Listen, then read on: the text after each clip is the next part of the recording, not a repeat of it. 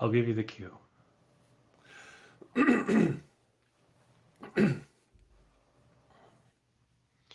Okay, so Mr. Church, can you begin by providing a brief summary about who you are and what you're about? Yeah, I'm a science writer, and I've been writing about science for many, many years, explaining it to people, and also doing a lot of research. I've been involved in about 100 clinical trials over the last 20 years and written several best-selling science books. And I just love the of science to explain what is going on with us and how to improve, like how to get happier, how to get healthier. And whenever I'm faced with a perplexing question like how do you raise your set point for happiness? How do you change your window of tolerance, say, for something like athletic performance or being in a state of flow? Science has answers. And so I just love sharing those through books, through online classes, through workshops. And we reach about 10 million people a year with the message that you can be healthier and happier than you are today. And I just absolutely love doing that. So I could feel a lot of passion in what you're saying. So what is the root of all this, you know? There is. Yeah. There is. And you may as well do what we're doing with passion. I mean, why spend a day, an hour, a moment doing stuff that bores you or doesn't interest you? I just love waking up in the morning. I meditate every morning. I have various stress reduction tools I do. Like I take a lot of retreats. I go away usually for a month in the summer, a month or two in the winter. Often go away for a 7-day retreat or a 9-day retreat, meditate, walk by the ocean, read, and just really be in that state of communion with something bigger than yourself. And then you go back to your everyday life and you feel so refreshed and you've reconnected with your purpose and your passion. And so why I really ask myself, why am I doing what I'm doing? In fact, above my to-do list, there's a huge big question mark that says, why are you doing this? Should you be doing this? And you want to ask yourself that every day. Am I doing what I love? And if not, why not? And then what can I do to shift myself? That's the third big question to ask yourself. So how did you figure out all of these things about yourself? So were you always like this or did you have you know? By being desperately miserable. When I was a kid, when I was a teenager, I was so depressed, anxious, just toxic depression. In my book, Bliss Brain, I don't talk about myself in my books a lot, but my publisher said for Bliss Brain, share a couple of stories. So there are two chapters in my book, Bliss Brain, which talk about me. And one of those talks about being like 15 years old, and I'm really tall. I was super skinny back then, and I was just lost and confused when I was 15 years old. And I remember one incident. I was in a hotel and I was walking down the corridor, and there was a full-length mirror there. And I stopped and stared into my own eyes. And I looked at myself, and I liked long hair down to my waist at that time and bell-bottom jeans. And I looked at myself, and I had this thought flash in my head. That is the saddest face I've ever seen. I was just so depressed. I was thinking about suicide most of the time. There was hardly a week I didn't think about killing myself. And so I realized I had to fix myself. I couldn't stay this way. And so I went and joined a spiritual community. I learned meditation, learned energy healing, learned about the great masters, about the principles of the great religions. And Jimbo, did me no good at all. I wasn't able to really apply it. I didn't get any less upset, any less stressed. I learned psychology after that, still didn't improve much. But then after I really made the commitment to meditating daily, which I did when I was 45 years old, that was more than 20 years ago. Now, that daily meditation made all the difference. I then got into really deeply into energy therapies. I retrained as a scientist, then as a science writer, and I discovered that I could just be happy most of the time. And then with advanced meditation techniques, again, science-based techniques, because again, in Bliss Brain, you'll learn that 90% of what people are doing and they think is meditation, it really isn't. Like I had one team member, I work with this guy every day, and he used to live with his girlfriend, and in the morning, he'd wake up in the morning, he did not meditate himself, but his girlfriend meditated for an hour every morning. And so he'd wake up in the morning. She was meditating. He didn't want to didn't want to disturb her. So uh, that morning, he got up. He was tiptoeing around the apartment and trying not to interrupt her meditation. And she heard one of his sounds he made, and she opened her eyes and she screamed at him, "Don't fuck with my serenity!" Now, I mean, is that meditation? Was she in a deep state? No, she was practicing resentment, anger, blame, negative emotion. And so what's happening in her brain is that all of those circuits are being reinforced day after day. She's getting angrier day after day after day, more resentful, more bitter, more stressed. And so most people are meditating in ways that are not helpful. So in Bliss Brain, I summarize about 400 scientific studies that show what you need to do in meditation to really be effective. And there are things you have to do with your brain. You have to calm down. You have to calm down a part of the brain called the default mode network, which is the network your brain defaults to when you aren't doing anything. But the default mode network is not a happy network. It's actually a very unhappy network. It's self-obsessed. It's obsessed with the future, with the present, with the past. It's anywhere but being in the present moment. And so that's where most people are in meditation, and the meditation is not effective. So you need to learn effective tools. And when you learn those, our research shows that you start to produce a certain brain wave. It's the highest brain wave. It's called gamma. It's from your brain's firing. The neurons are firing at over 30 cycles per second, can go all the way up to hundreds of times a second. And people in those gamma states are really creative, really inventive, really joyful. And research shows that when you meditate well, you go to gamma. In some studies, like one study I talk about in the book, these neuroscientists were in a control room looking at a Tibetan monk in an MRI. So they're the guy's in a scanner, and they tell him, okay, now we're going to measure your brain waves, and we're going to see how they change as you meditate. So they got his baseline reading, and then they were expecting when he meditated, his gamma level would increase. His happiness wave, his creativity wave would go up. Maybe, 10%, maybe 15%. It went up 700%. And these guys in the control room, I mean, they were just totally, they'd never seen a brain behave that way. And he did it over and over and over again in big randomized controlled trials of Tibetan monks. They've learned the same thing. Over a sevenfold increase in happiness. So these states can make you seriously happier.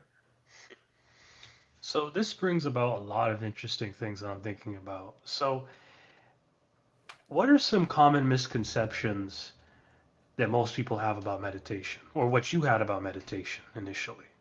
That is spiritual. I don't mean to knock religion, and I don't. I have the greatest respect for people who are religious, but I know that I was raised as a Christian. That my Christian training did not leave me any happier. Most of the people in the church I knew were unhappy. My father and mother were missionaries. They were driven. They were certainly devout, but my grandparents had a lot of priests and ministers in my family. None of them were happy.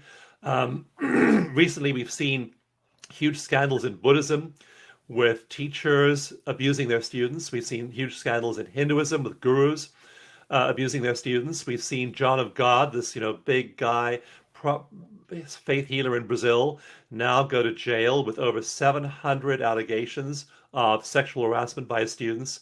And there are a lot of people who are just, in religion that I did not see getting very happy. So people think that meditation is spiritual and spirituality is going to make you happier, and it might.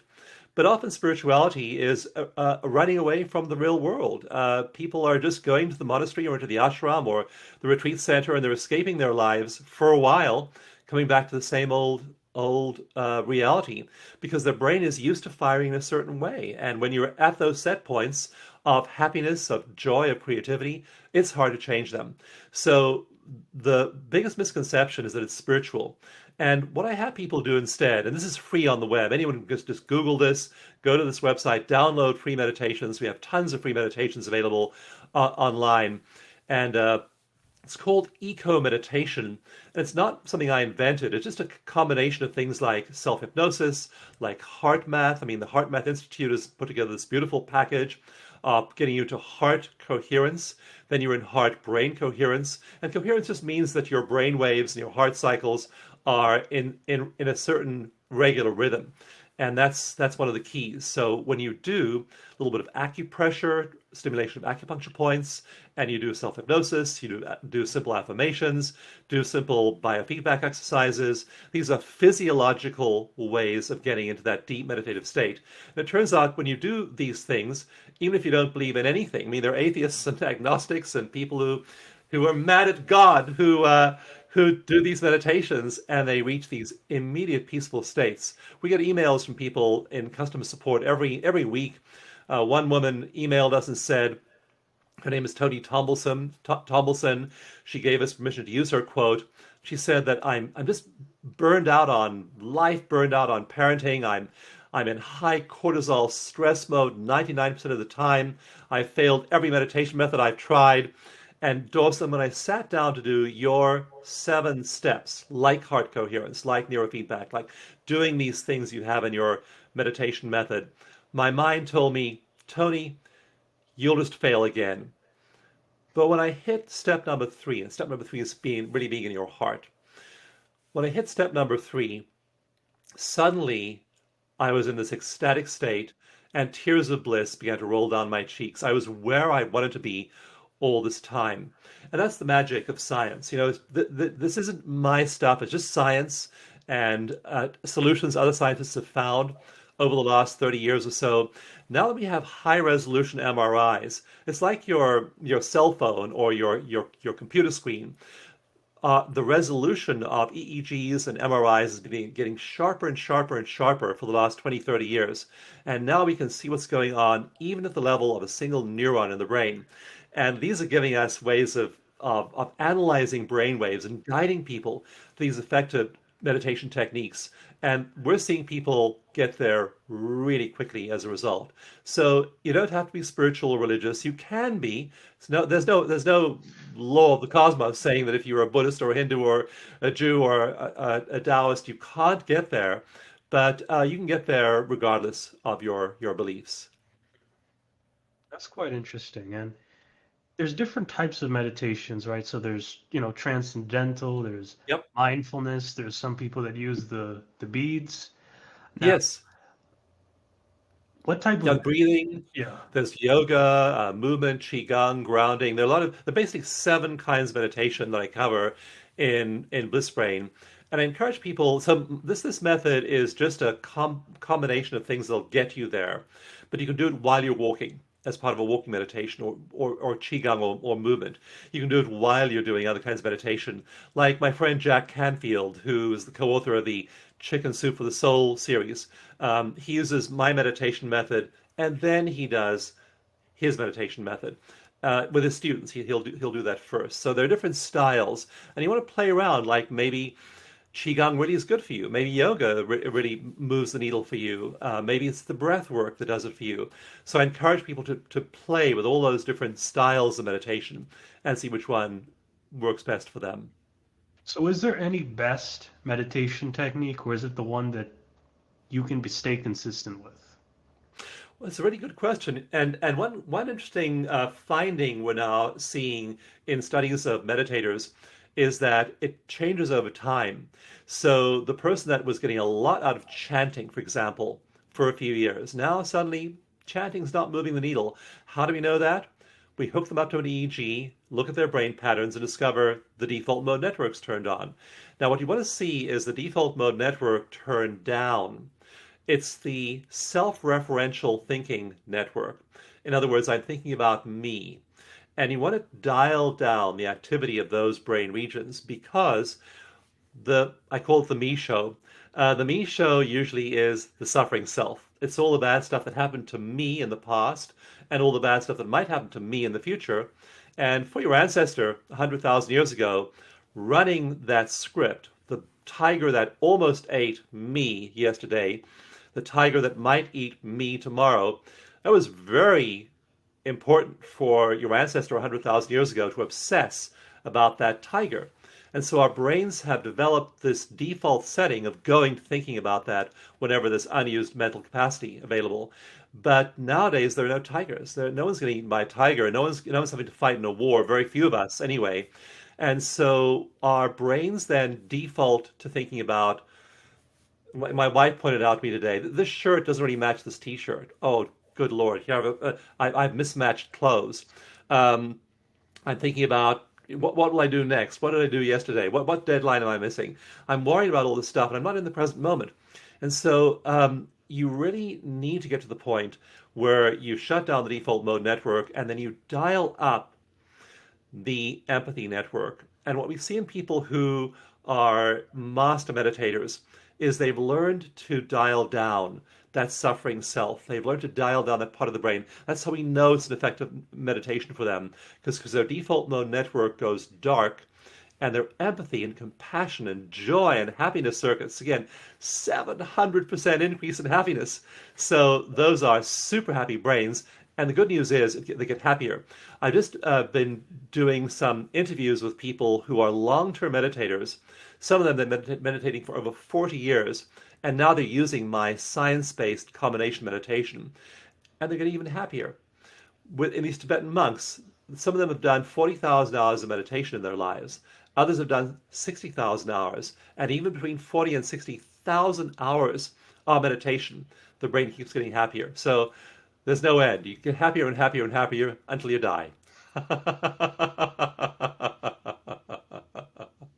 So, this combination of things, what is this? So it's like you have a specific program you give to each person, or is this your own unique thing that you prefer to do?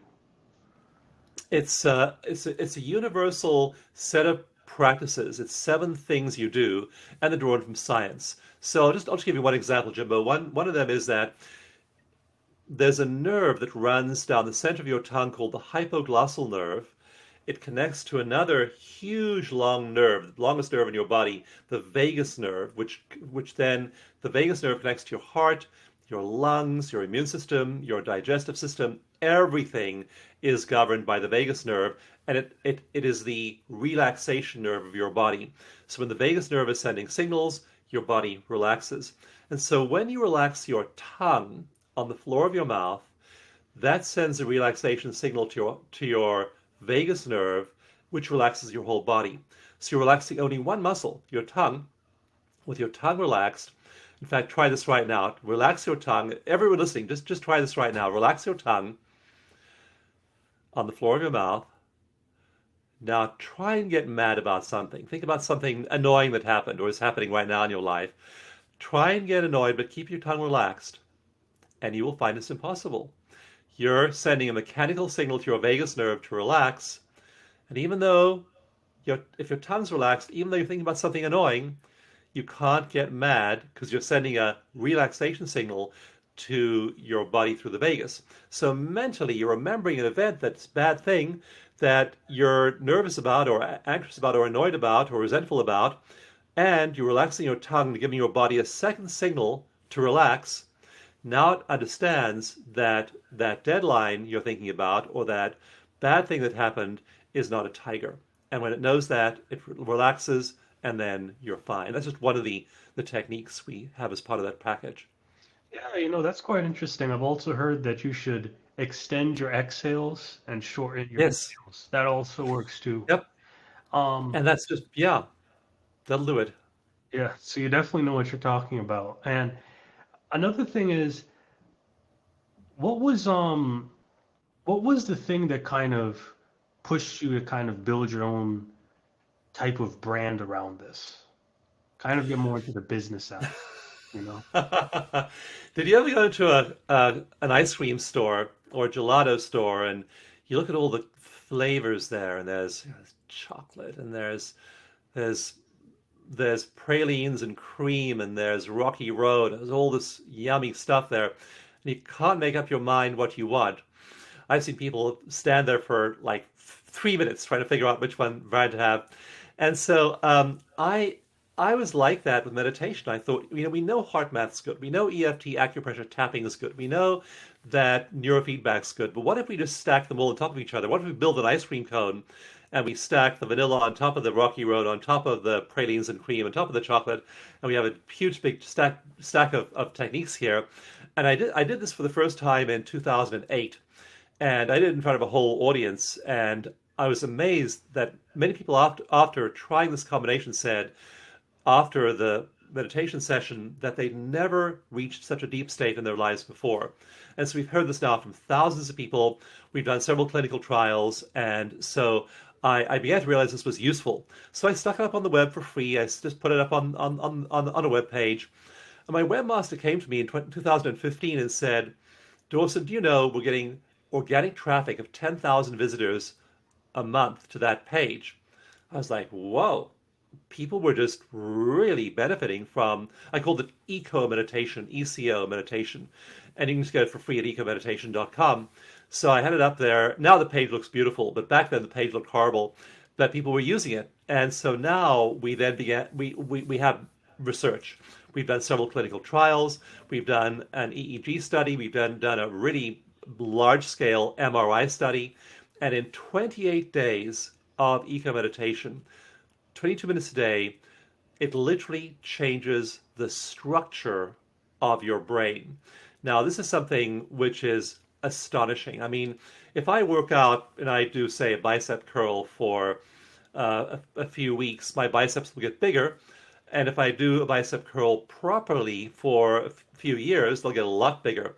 I looked up the size of the biceps of the average man, and it's something like 13 inches. I looked up Jason Momoa's biceps, and he's like 19 inches. That's what happens if you do lots of biceps curls. So we know that our muscles get bigger with practice. What is underappreciated is how quickly our brains change with practice.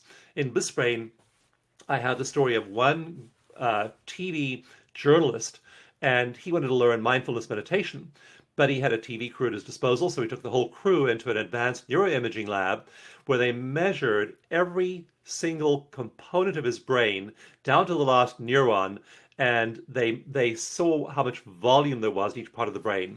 He then began to meditate for the next few weeks. After 8 weeks, he went back in the lab. They measured his brain again, and several parts of his brain had grown by 3 or 4% in only 8 weeks. So our brains are remodeling really quickly. The emotion regulation part of his brain, a little bit of tissue in the center of his brain that regulates emotions, like regulates, you don't get annoyed, you don't get upset.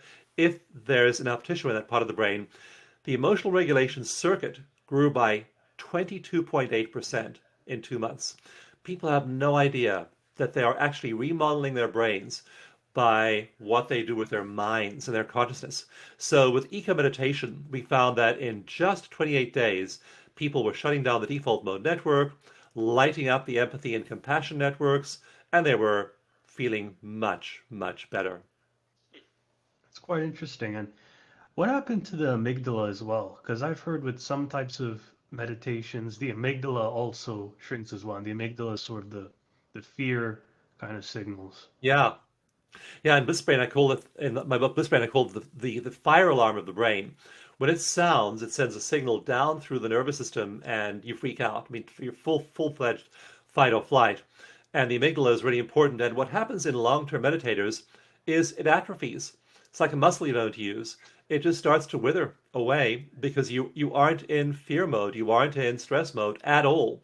There's an amazing story of compassion about this Tibetan monk who escaped from Tibet, made his way to Dharamsala, where the Dalai Lama lives, and met with the Dalai Lama.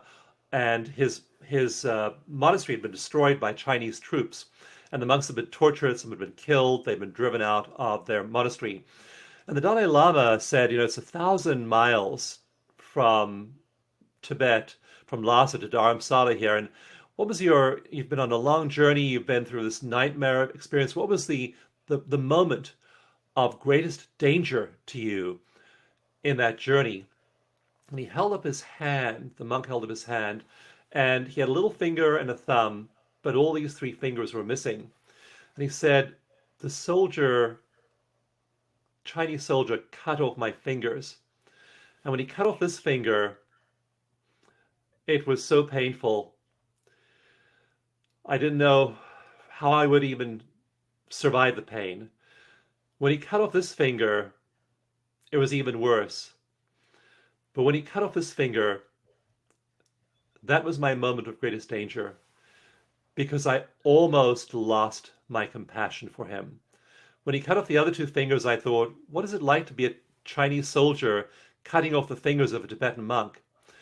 My moment of greatest danger was when he cut off this finger, and I almost lost compassion for him. Now think about that story. How do you maintain compassion for people who are hurting you, injuring you, neglecting you?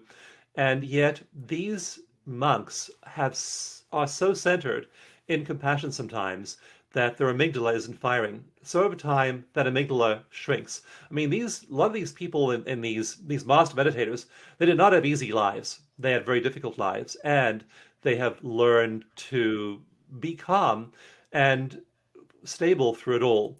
So that's what you eventually get to. The amygdala shrinks.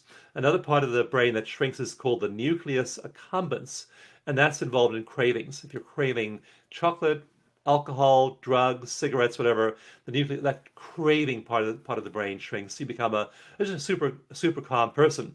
In fact, I wrote Bliss Brain in 2018. And in 2018, my house had just burned down.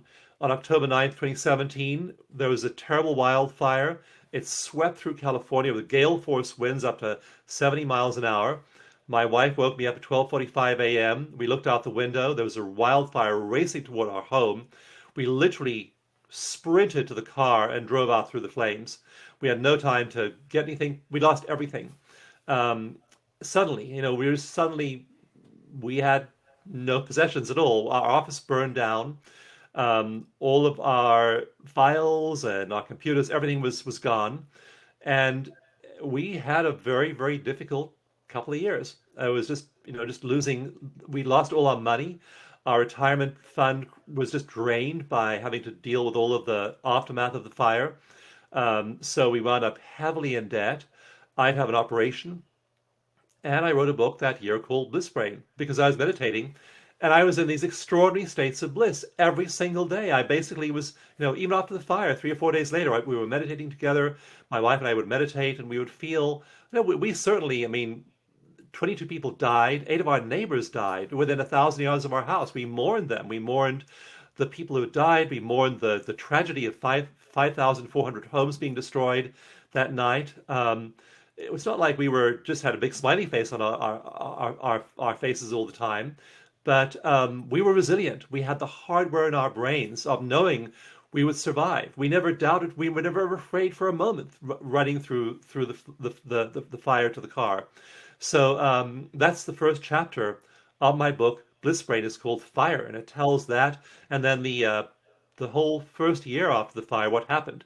But you can be extraordinarily resilient.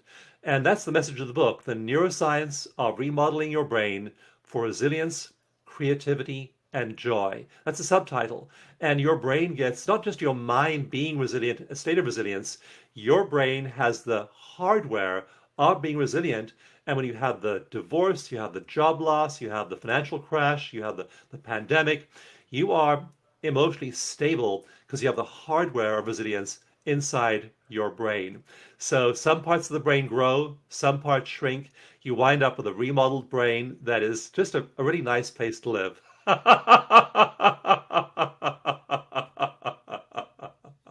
another thing is, I think generally we all have a different view about where the best place to learn meditation is. You know, sometimes people have more of a look towards Eastern teachings of meditation are better, Western teachings of meditations are better. Which one do you think understands it and explains it the best? Meditation is really a means to an end. The goal of meditation isn't to get better at meditation. It's actually to get to the point where you no longer need to meditate. And that happens after a while doing this. So there are various ideas and philosophies, and the ones that you want to look at are what is science-based. So in BlissBrain, I look rigorously at about, again, 400 scientific studies. They tell us that the incense, the saffron robes, the prayer shawl, the prayer beads, all of those things aren't doing anything. There are certain things you have to do to be effective. So it's not which meditation tradition you follow. It's, are you doing the effective things? Are you doing that which shuts down the default mode network and fires up there's actually more than the compassion network. There are four different networks there. And so I go into them in detail in BlissBrain. But those four networks that we go into, those four networks, are all part of what I call the enlightenment network. So you want to do the meditation that shuts down the default mode network and lights up your enlightenment network, and then you're in that stable place, you feel wonderful. And after a while, that starts to invade your everyday life. You're standing in line at the grocery store, you suddenly realize, oh, I'm in a meditative state. You're in the middle of swimming in the lake and you realize I'm meditating, I'm swimming. You're getting your car fixed and you suddenly realize as you're talking to the mechanic, well, basically in a meditative state now. So the goal, the end result, we do two measurements in EEG studies. One is says EO, the other is EC. And EC means eyes closed. And you can close your eyes and enter these meditative states if you do the kinds of techniques I tell you to do, share with you in eco meditation. But the goal is EO, eyes open. So we measure people both EC and EO. Now, we like to see people's brains be in happiness and flow and joy, EC, eyes closed. But I want to be walking around your life. I want you to be changing your baby's diaper. I want you to be interacting with your teammates at work. I want you to be on a Zoom call, and I want you to be EO, eyes open, in that beautiful blissbrain state. And that's what people can learn to do. So meditation is the means, but that's the end. And speaking of the future or the end, how do you think the future of meditation is, especially for the younger generation and the future generations to come? You think people are going to be a lot more open to the idea of meditation than they were previously in your time? Chapter 7 of blissbrain is all about the future and where it's going. And I looked at the number of meditators and the percentage of the people, especially in the Northern Hemisphere, who are meditating now.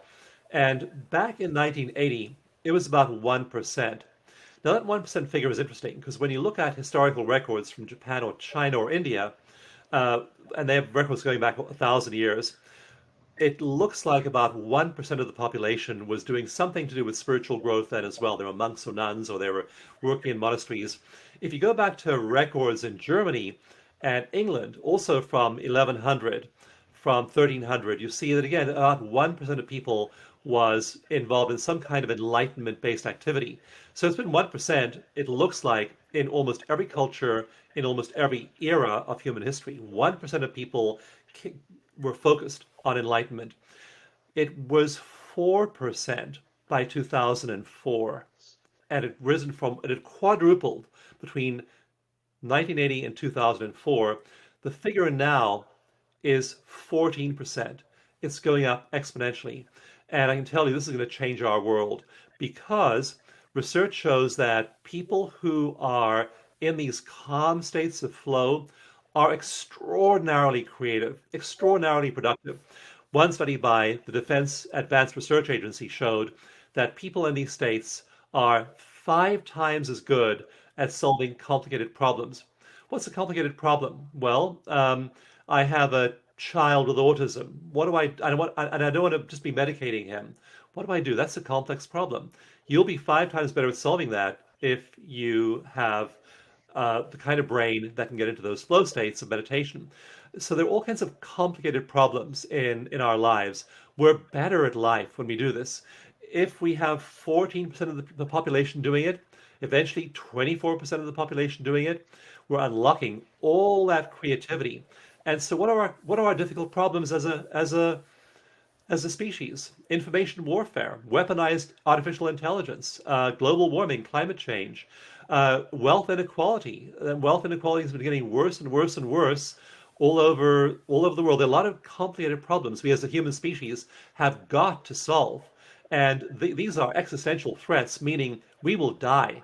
If you look at a map of what the US looks like in 2050, if global sea levels keep on rising to this level, there is no more Florida. The state of Florida is now an underwater museum. Um, that's not very, 2050 is not very far off. The whole of southern Florida is gone. A lot of low-lying islands are gone. We have to solve these problems as a species. And so meditation and these elevated states make us 5 times as productive. And the end of Bliss Brain ends on a note of absolute optimism. I believe, and I have data to show, we have solved humongous problems over the last century as a species. We solved life extension. We're living almost double the lifespan that our ancestors lived only 100 years ago. We've solved carbon. Our carbon footprint is a half what it was in 1990. We're solving the carbon problem with a whole bunch of initiatives. So there's a lot that's positive that's going on. So these elevated mental states aren't just good for you. They're good for your body, they're good for your health, and they're fabulous for the planet.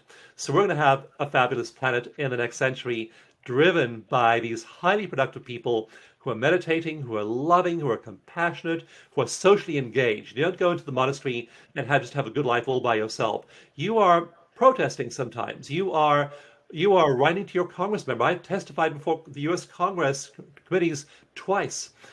We've helped catalyze major change in big organizations. So we want to be activists. We want to be mystics and activists. And these mystical activists are going to change the world. That's my prediction. A wonderful, hopeful future. So you have your book, right? And then you have your website, and you then obviously, produce content. You have, certain webinars and speeches. What do you think is the best way for you to deliver information? And what type of value are you giving to other people in that sense? Like, so I think your book may give a different type of value compared to your website, and maybe a talk like this. How would you separate all of that? So for you to have the best possible life, you have to do two essential things. And I had a whole 10-year research cycle where I was researching psychological trauma. If you are traumatized, if you have a history of trauma, even mild trauma, it's really hard to hit these elevated states. So you have to solve the trauma piece. And so a lot of my work is focused on those solutions to trauma. So, for example, we have a trauma course online that people can take. We have a free introduction to trauma course. We have a more detailed trauma course. We have a live training. So we have everything from free to $1,000 class that people take with a trained expert, trauma expert practitioner, where they spend 4 days in either a live class, an in-person classroom, or a Zoom classroom, and they're learning the tools it takes to eradicate trauma in your life. The drop in traumatic stress symptoms and PTSD symptoms of people doing this is over 60%. So you have to learn to reduce trauma. And we have everything from free stuff to paid classes to working with a practitioner. We have hundreds of people who have been certified in our methods, and they will work with you. We have an app. We have a platform where you can literally do a session with a practitioner whenever you want to, 24/7. You can log on there. There are practitioners standing by. You drop your money in the slot, and you're doing a session live with a practitioner on your problem, on your personal stress. So we have a whole range of things, and that's solving the trauma piece. But the next piece is you want to get untraumatized, but that's not enough. You want to then express your full potential. You want to be living that inspired, passionate life, fulfilling your life mission and your life vision. And so that's where Peak States comes in. So we have a whole bunch of things to do with bringing you to peak states. I have a workshop I do called Bliss Brain. Like I'll be doing a huge Bliss Brain workshop in a month. It'll be translated into Spanish and French and German. We have tons of people in Europe taking it, as well as South America and other parts of the world. So there's a lot to do with getting into peak states. If you want to do something free, my book Bliss Brain is free at blissbrain.com. You can go there, get a copy of the book. That's one quickie way, entry point to start learning about these states. My meditations are free on the web. Do eco meditation, and again, you'll feel the shift in your body just like that when you start to do that. So they'll start to bring you into those elevated states. So all of these are entry points. There are the classes, there are the live practitioner sessions, there's the free stuff on the web, there are the books, and whatever it is that is your learning style and how deep you want to go, we have a really wonderful group of people, thousands of people in our network who will help you get there. Interesting. And when it comes to levels of how you distribute your information, do you have sort of a beginner? Well, the beginner is sort of people that may potentially be dealing with trauma, but then do you have an intermediate and then an expert level set of trainings too? So how does it go? Would you want someone to first read your book and then, have coaching? Like, what are sort of the steps that you would recommend for people? Like a The books are a good way to start. And so reading a book is a good way to start. The best thing to do is to download my free meditation and manual and then just use that to give yourself an idea of where you can go. So you do the free stuff first and then really tune into your intuition. Ask your intuition, what's next for me? It might be taking a one-day workshop, all these one-day experiential workshops where you just get to experience these methods. By the way, those are also very, very effective for reducing stress. We've done research showing they reduce people's baseline cortisol level by over 20%. So your cortisol goes down, your immune system gets a big kick upward, big boost from them as well. So that's one thing you can do. But we really encourage people to go deeper, especially in the trauma piece. So we have a 4-day training, and that is offered by our certified trainers all over the world. There are trainings in Europe and Australia and South America and North America, Canada, and that's also virtually. And that's where you really get into these methods and you clear all your past trauma. So that's what you can do at the next stage. And then we have people who become practitioners. And that is a wonderful journey. It takes about a year to do that. Costs several $1,000s. You have a mentor who's actually mentoring you, reading your cases, guiding you, doing video calls with you. So that's sort of the highest level of engagement is our practitioners and our mentors and trainers. And they're just brilliant people. They're affecting the lives of literally tens of thousands of people every year, working with them, doing live sessions. And the transformation we see in those, we measure it. We're not saying, oh, you'll feel better. We know exactly what will happen to your levels of depression and anxiety. They'll go down by an average of 45%. We know this from our research, over 100 clinical trials into these methods. So there's a whole scale of things from free, do the free stuff first, buy a book, go to blissbrain.com, buy a book, download the eco meditations, and then see what your intuition says, where you should go from that point on. Another interesting thing I'm thinking about is you sort of mentioned the experts and the coaches. How do you sort of qualify a lot of those experts and those coaches? Are they monks? Are they people that practice this regularly in normal Western life? Are these people that have learned from you? How does that sort of work? The people who learn from me and what I'm teaching is based on a long tradition. Meditation's been around for ever since there were people. And so even though what I'm teaching is eco meditation is a science-based version of meditation, its history goes back thousands of years. We've just refined it and tweaked it based on neuroscience. So yeah, they're practitioners, and so they're from all walks of life. Some of them are professional psychotherapists or psychologists or psychiatrists. Others are medical professionals like doctors and nurses. Many of them are like one woman I just talked to recently was a hairdresser, and she wanted to help people, and she wanted to help them do more than look good on the outside. She wanted to help them feel good on the inside. So she retrained and is now a superb practitioner. Another one of our practitioners was a classical violinist. And she was so nervous about doing this. She said, I have no confidence about doing this with people because I have no background in offering services people like this. And so we trained her, and she just took off from the first session she did with another person. She totally took off. She now offers trainings to other musicians. So we have the people in all walks of life, but they're trained to offer EFT as part of coaching. They're trained to offer these methods as part of groups of people. Often they'll have like therapy groups where they're all in a circle, all on a Zoom call, work with each other. So we train them, and then whatever their specialty is, some are focused on childbirth, others are focused on veterans. We've given free treatment to over 20,000 veterans with PTSD. So some of them work with traumatized populations. Some of them work, say, on men's issues, women's issues, sports performance, money, relationships, love relationships, marriages. There are a bunch of them that work on love relationships.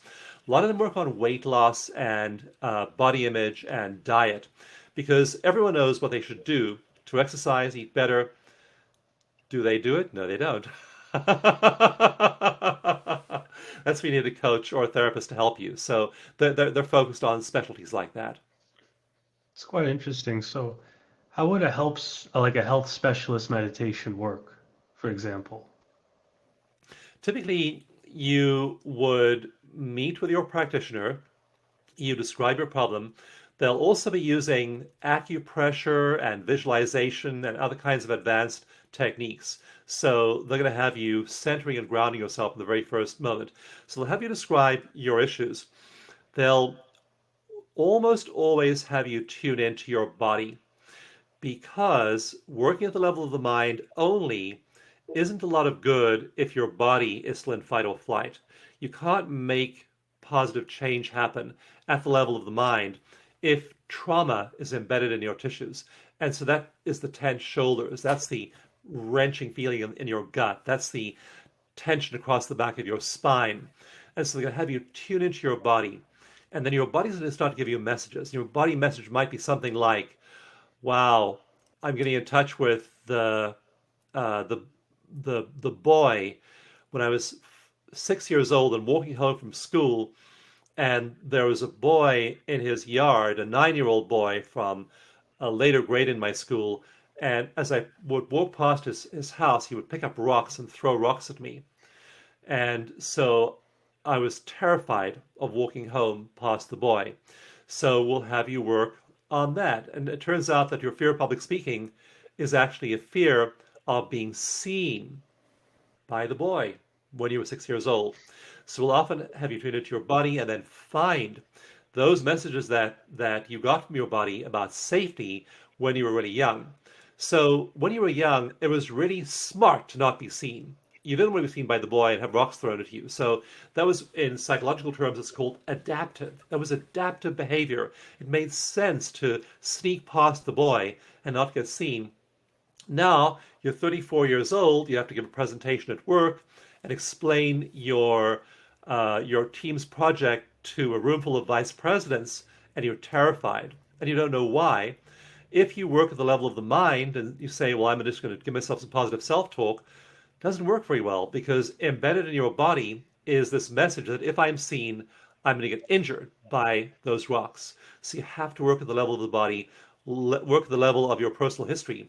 When we clear that trauma of the boy in the age of 6, the amazing thing is that every downstream problem tends to fall like dominoes. And so often we'll work with the person. Actually, I did work with this woman who, this is a real client of mine, who did have the 6-year-old incident of the boy throwing rocks at her. We cleared that event, and then she had no more fear of public speaking.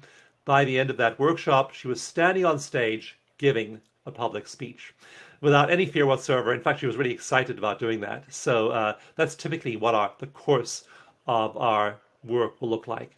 That's quite interesting. So it's not really just meditation, but you're also acting in a sense like psychiatrists as well. Yeah, it's a lot like therapy or coaching. Yeah. Hmm.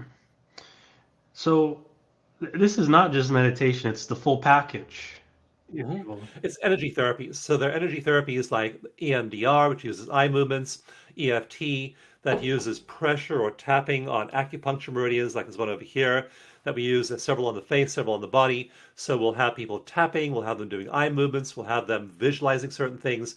It's a whole group of energy therapies. It's been brilliantly put together, and there are over 100 clinical trials showing it just works quickly for PTSD, for anxiety, for physical pain. The average drop in physical pain in a session in our research is 68%. People come in with shoulder pain, post-operative pain, chronic migraines, and there's the average drop in their symptoms in one session for pain is 68%. So it's really effective for all these things.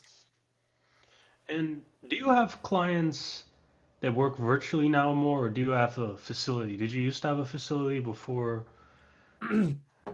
Yeah, we used to do a lot more work with people in offices face to face. They'd come and visit a practitioner Yeah. and have an in-person session. What we haven't done yet, which we need to do, is we need to start to assess the relative effectiveness of virtual sessions.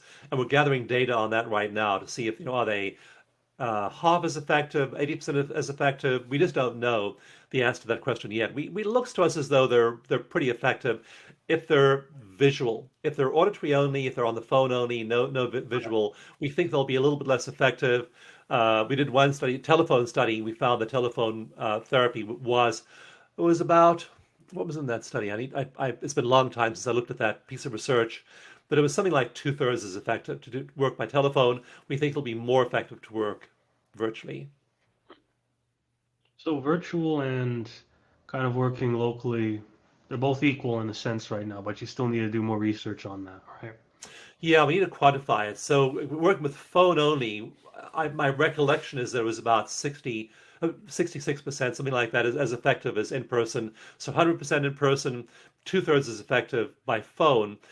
And we think that probably visual plus audio is going to be somewhere between the two. So final question here. What is one thing you would tell your younger self? That's a good question. And in fact, on our retreats, we have people become their 99-year-old self. And in their imagination, they travel forward to 99 years, or if you think you can live till 120, you're now 119 years old. And then your old version of yourself gives advice to your young version of yourself. So, Jimbo, I actually did the exercise myself when I did led a group doing this, and that was let's see, the end of 2019, just before the pandemic. So we were all in person doing a retreat in a beautiful luxury resort in San Diego, California. And I was really, what profound message does my 99-year-old Dawson have for my 65-year-old Dawson? I really want to know. And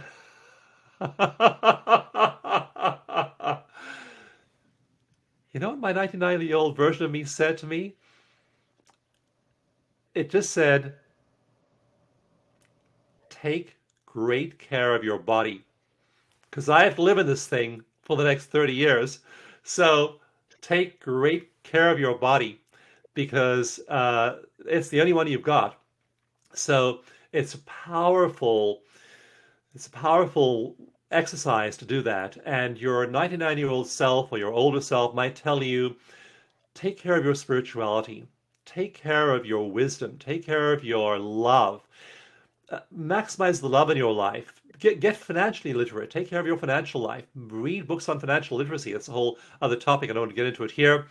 But be literate in the language of love. Be literate in the language of money. Be literate in the language of emotions. Be literally literate in the whole area of spirituality. If you have a great spiritual life. So I already had a lot of those things going.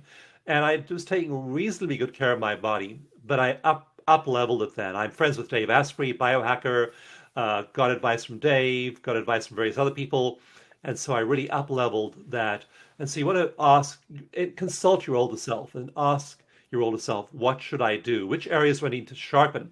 The areas I'm really struggling with now, improve them. Areas that you're really doing great in now, aspire to mastery, become great at them. If you aren't good at something, become good. If you're great at something, become greater, become a master. Well done. Well done. So this was an excellent conversation. It was a pleasure having you here. And any final words or? Yeah, just relax and love yourself through it all. Like, there are also things that we don't do well. There are some things that I've never done well, and I just love myself doing them. Um, so let yourself off the hook. Don't be hard on yourself. Aspire to mastery. When you fall flat on your face, laugh it off and keep on going. Uh, our research shows that most people are living in a really small band of happiness that is far lower than they could live in. And I'd encourage you to shoot for the moon. I know from research you can get 7 times as happy as you are today. Go for it. Why live one day at that lower level, lower set point of joy when you can have bliss brain, and you can have it even when your house burns down, you lose all your money, you have to have an operation. I can tell you for real, you can still have that life of joy if you've created the conditions in your brain for that. So just love yourself, live joyfully, and aspire to the best possible life because you have this one life now and you may as well make the most of it. Yeah, Great having you, Dawson. it's been a real pleasure. Thank you so much.